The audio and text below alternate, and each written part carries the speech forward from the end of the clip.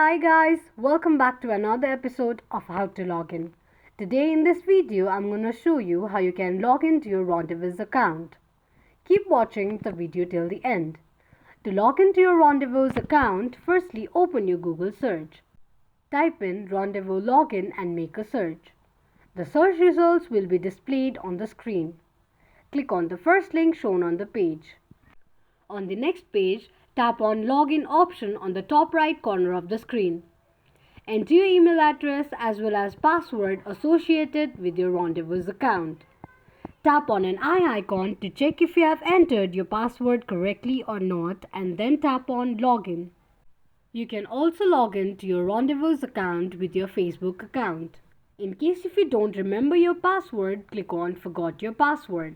This is how you can log into your Rondevo's account quickly and easily just in few steps.